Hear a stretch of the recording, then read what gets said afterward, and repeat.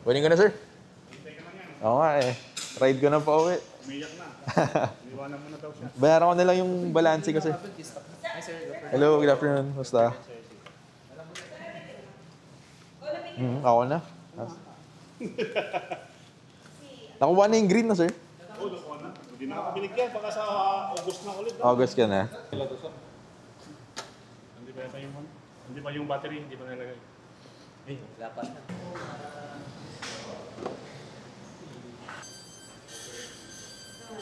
Bali yan, sir, naka-open, no? Open yan, yung sa taas. Oo, sir. Naka-open. Ha? Ikaw, height test mo. Sige. Tama ka, sir.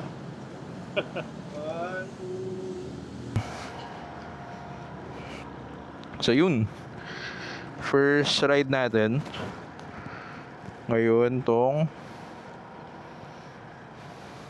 Navi. May na tayo mag-gloves kasi magpapagas pa tayo. So yan yung compartment niya. Bale 20 kilometers yung layo.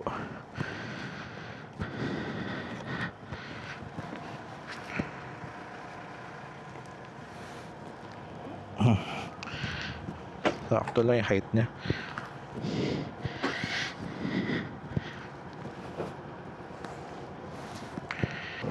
Yun, first ride natin. Nakakailang ah. Parang naghanap ako ng clutch. Bali ngayon, papagas muna tayo. Ayan, si Tony na nag-drive nung sasakyan. Dito muna tayo sa Uno. Ganda. Ang malakas yung preno niya. Ayan, pagas muna tayo dito.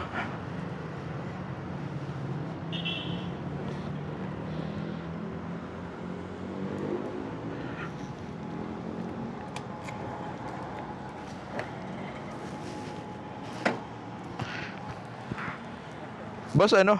Premium 200? 200?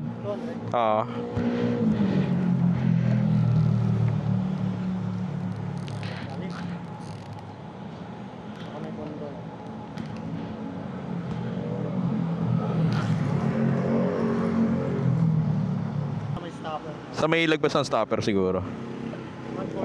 Oh, sige, sige. Okay. Ano ko yan? Navi. Navi yung pangalan. Oo. Thank you. Oo na monkey. Parang pinalaki monkey siya. Sige kuya, thank you. Oo, mukhang laruan. Kaya kalabas mo dito sana? Dito sa kabila. Oh, no last week pa talaga kaso bumagyo eh. Oo, kaya ngayon lang namin na ano. Teka, kalimutan ko mag-gloves. Inverted din pala siya. Oo.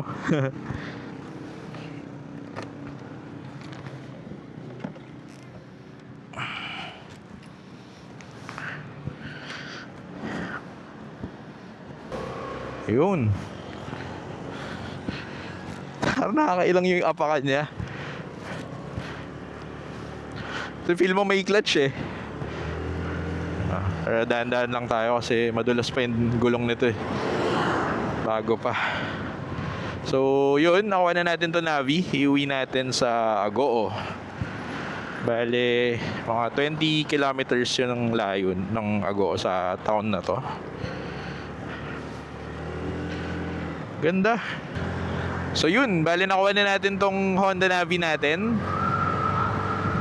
Bakit nga ba natin to binili? Is kasi gagamitin natin siyang training vehicle sa negosyo namin. Tapos, ang cute niya kasi, nung una ko siya nakita na ako agad. Bale, una kong planong bilhin is puti. Pero walang available kasi dyan sa Rosario eh, kaya ito na. Ang nabigay kay Sir Raymond na unit is green tsaka black. Eh yung green is nabili lang ng taga Baguio. Kaya ito yung natira, kaya kinuha na rin natin.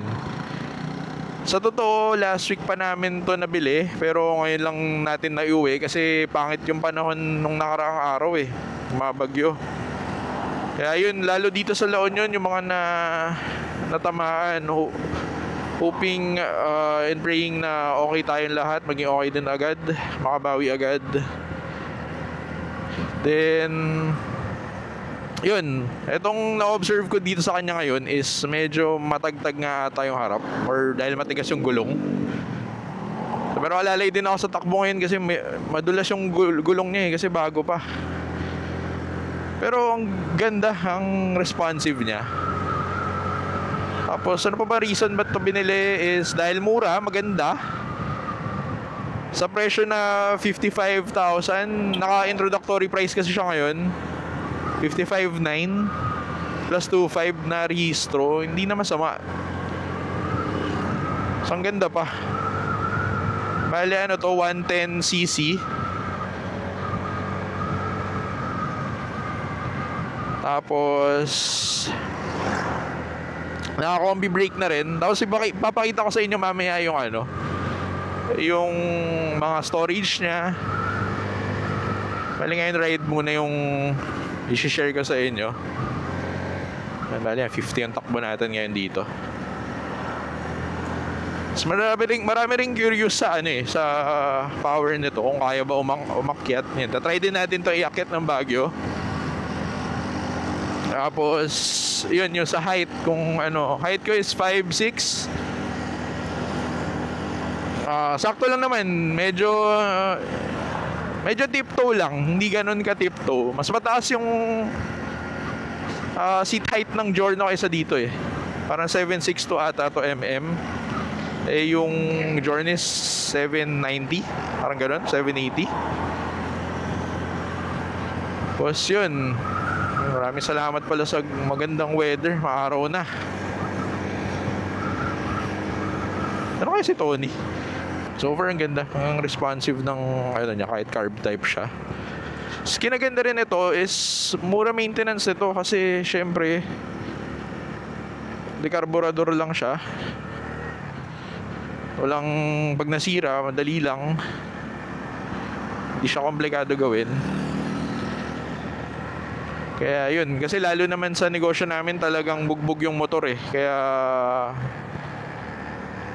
ang hinahanap naming motor is yung mga madaling i-maintenance, mura, pero matibay. Tsaka Honda na rin to eh. Honda is Honda. Ayan, 7 kilometers. Last mga 15 kilometers pa. May Giorno dun ah.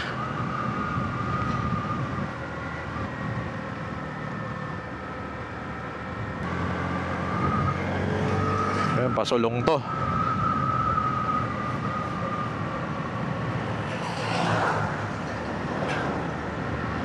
Ayan, dahan-dahan lang tayo.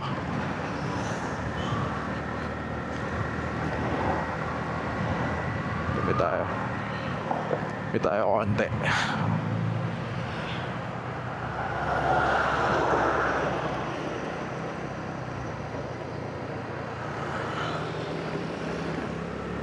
Para siyang Honda Grom. Pero yung Grom kasi is mas advanced yung mga nakakabit sa kanya. Naka-disc brake. Then yun ata yung may foot brake or hindi lang ako sure. Sa Amerika ata nilabas yun eh. Ay, nababasahin pa ako. Tayo, clogs tayo ngayon.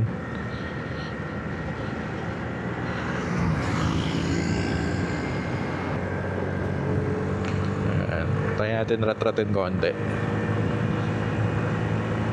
Ayan, full throttle to. Ayan, 70 80 ganda.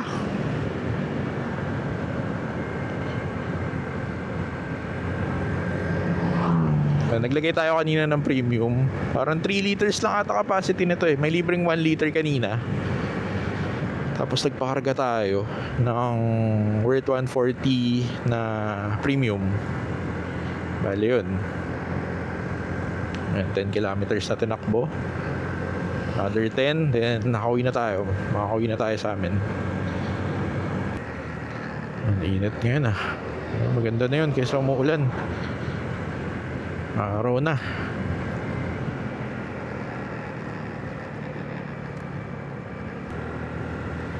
Para rin siya zoomer eh, no?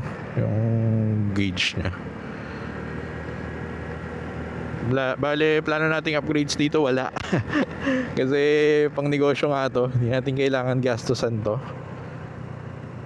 Yan, meron naman tayong Giorno na pwede nating laruin. Ito hindi eh, pang kliyente to. Ayun. So susunod na gagawin natin is try natin iakyat to ng Baguio. Tapos yun, pag naakyat na,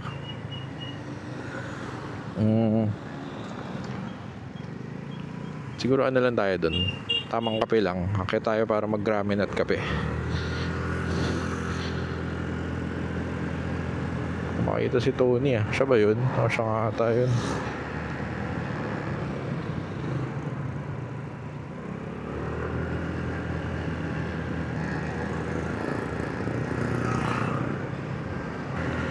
Ayun, siya nga yun, kita ko na. Kaya natin nabulin.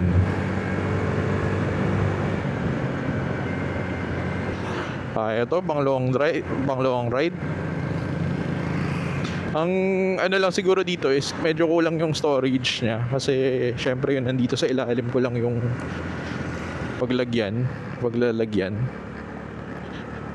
Pero may parang nakita akong ginawa is may side side tawag doon, may saddle, may side bag. Oh.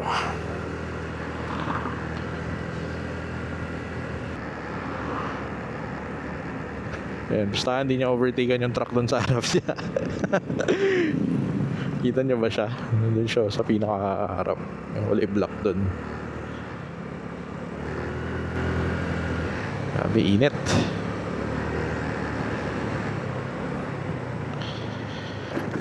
Fuck.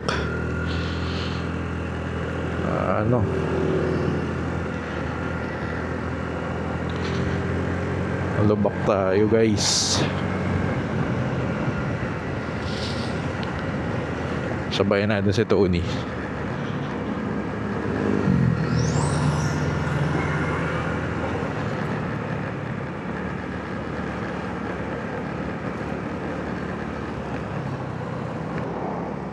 Pantayan natin yung gulong nito para pag nakita nating nalubak siya, makakaiwas tayo. Tapos dun pala, inaalok ako kanina ng mga accessories niya, mga gawa ng Honda, mga handguard, yung mga ganun. Pero hindi na tayo kumuha. Pero okay lang naman yung presyo niya, nasa 1,000 plus, parang hindi na masama kung gusto mo papugiin tong Navi. Yun, mamaya or the next video is to try rin natin ng may angkas, kung kaya ba. Yun naman yung mostly tanong ng mga tao, kung kaya ba mag-Baguio, kaya ba pag may angkas. Ayan. Pero ito binili talaga namin for business. Hindi namin siya binili pang pampapogi or... Bale ito pala, pag ginagawa naming training vehicle, kailangan namin lagyan ng yung crash guard. Kaya medyo bibigat siya. Pero yun yung crash guard na may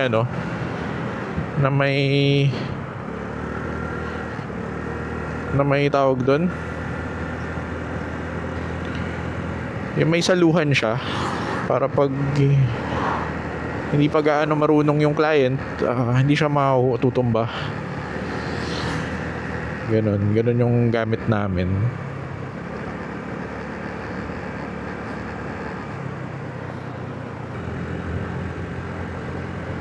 Yan na si Tony. Kita niya ba siya? Lumpak. Ano ba yun? Aray ko. Pili ko alam niya na nasa likod na ako eh.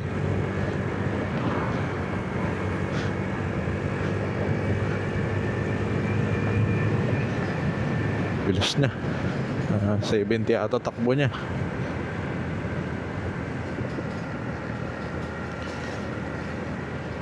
Bulag. Ay, ayan, galing.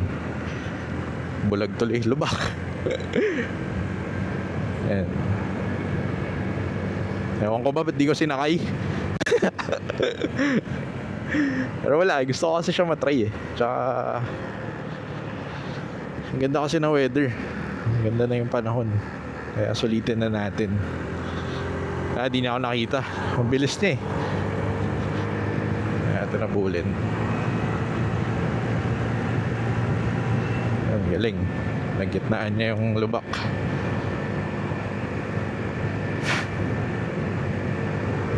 Yun. Ayan tayo, go.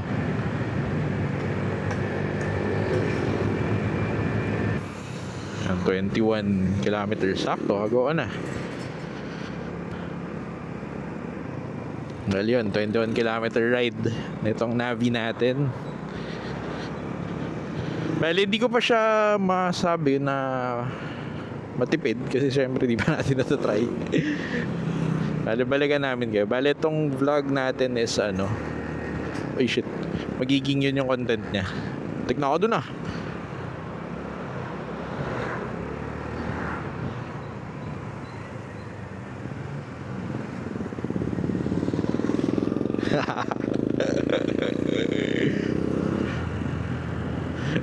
Nanahan ko na siya.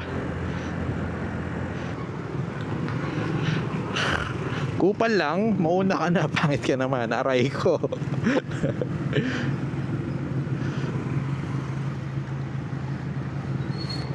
May truck sa likod ko. Baka di ako makita. Aray ko. Talagang aray ko yun. Singit na tayo. Una na tayo umuwi. Init eh.